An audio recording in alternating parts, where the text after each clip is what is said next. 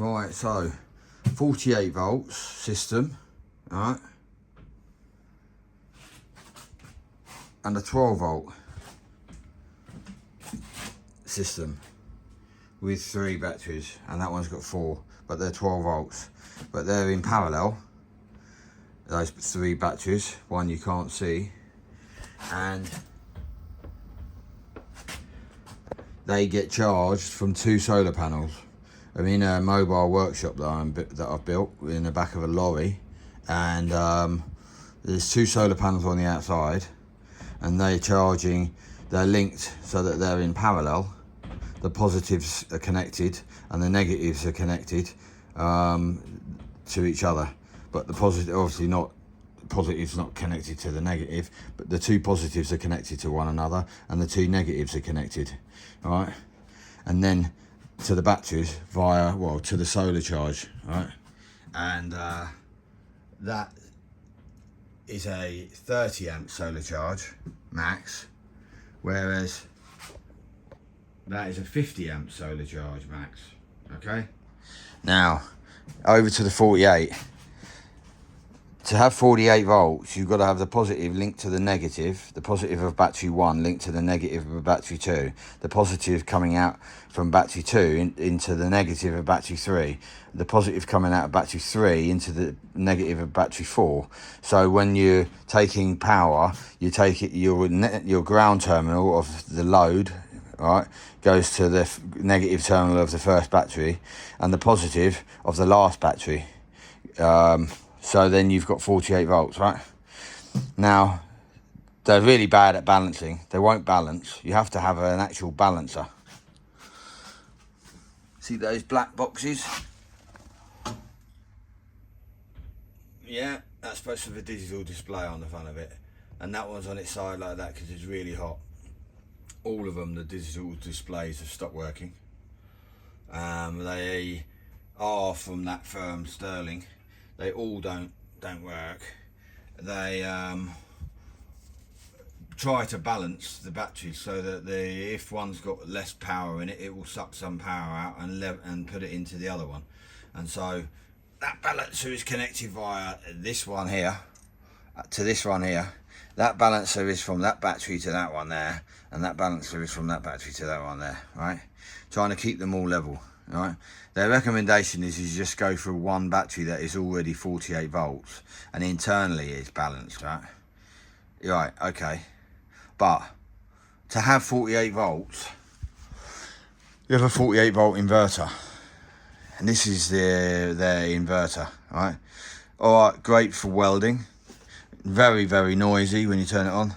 The constant running of the fan, you can't be in a quiet area. But anyway, it's in a review about it. It's about 12 volts to 48 volts, right? So you've got 48 volts, right? It won't work off 12 volts, that unit. And it ain't cheap either, right? So it's expensive, like over £1,000. Now, is it any better at serving power than a 12 volt inverter? No, it ain't. Not at all. It serves power, and it serves power well, and a welding machine can weld off of it from 48 volts. But you've got to charge these batteries, and to charge, you need more than 48 volts. And as a solar panel is about 30 volts, arguable, right? Then you need to link the 2 together in series, so the positive coming out of solar panel 1 goes into the negative of solar panel 2, and the positive coming out of solar panel 2 goes to the charge controller, and the negative of panel 1 goes to the charge controller. So that is getting in currently at the moment, I don't know, something like about 60 volts, 63.8 volts, and it's putting out 53 volts down to the batteries, right? And you have to have more voltage than the actual battery bank. So 48 volts, you need more than 48 volts, otherwise it won't charge, okay? Right, so you got all of this extra grief. You got to link the solar panels. There's an arguable thing that if one panel goes down on the is dirty or something, then all of the panels go down when they're linked in series. So if you've got 10 all linked in series, making a massive amount of voltage, right, then and they bamboozle you when they're selling you shit with like the watt hours and calculating, and if this divides with that, it equals that, blah blah blah blah blah blah blah. Yeah. But the whole point is exactly why I've done this, yeah, to prove it finally. Okay, if I had a choice, would I go with 48 volts or would I go with 12 volts? Oh, all day long, 12 volts. Right, so I've got 3 panels charging these batteries down here, right? Another panel outside on the side of the lorry, and then 2 on the back doors. Well, 1 on each door, yeah? And so they're linked in series. And so those panels produce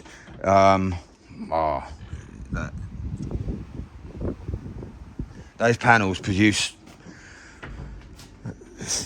quite a lot of voltage, and the amps is 10 amps. So they're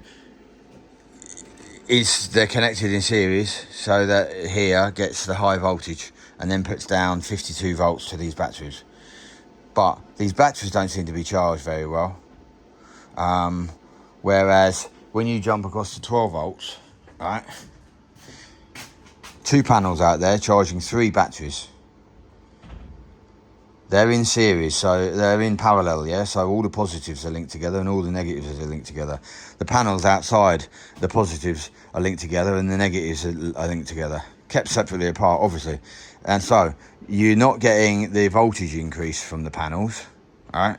You're not going up to 60 volts or whatever, because they're not in series, they're in parallel. So what you're getting is you're getting the volts stays the same, but the amps increases. And it's the amps that you want, right? The amperage, you know, think volts is the train track and amps is the big heavy train, okay? Volts pushes the amps along, right? And basically or allows the amps to flow, okay? But it pushes the amps, yeah? And the amps is the part that makes the motor spin, right? It ain't the volts. Well, it's the amps you want, yeah? And so I've always been a believer that having it round as parallel is better than having it in series. And I wanted to give it a try this time, and I went for it. Money's money, isn't it, at the end of the day? You take a chance sometimes, and I went, well, go on then, let's see. So I bought that inverter at 1,600 quid or something, yeah? And as you hear, so you got loud noise, right? If I'm trying to be quiet in front of the computer, this inverter switched off. This inverter was for powering heavy things, yeah, like a welder or something, right? But it is no better. If you have a 12 volt inverter, again, I like the products mostly, not all of them, yeah. The battery balancers I don't like, but I like the products from Sterling Power. I do like their products, but they do a 12 volt 3,800 watts or something inverter, much better having it on the 12 volt side. Really is. I definitely recommend doing 12 volt parallel than doing 48 volts, without a doubt. And this over here will be getting converted. Sadly, I've got batteries on this lorry which are 24 volts for the vehicle that came with Mercedes, right? And so 24 volts, and so 24 volts when running, we take power from that, and then that goes from 24 volts in and it makes 48 volts out. That is £500, yeah? And sadly, they don't make a 24 to 12, I don't believe. I think we've had this conversation with them, and I don't think they do that. So that would leave me a bit buggered, because I need to come up with a solution. When the engine's running, I want the power from the excess power, right, to be charging the batteries. But I definitely I know 100% that the 12 volt parallel is better than the 48 volts. Far less grief. You get much more power from your solar panels if you keep them in parallel and don't have them in series. When they're in parallel, you don't get, if one panel goes down, you don't get the other panel performing less. And you get the voltage low, right? But you get the amps up. So, and it's the amps that you want. Yeah, all day long. So I did this as a test. I will be at some point switching it over to 12 volts, and I hope that this has helped you decide if you were thinking about what power to go for.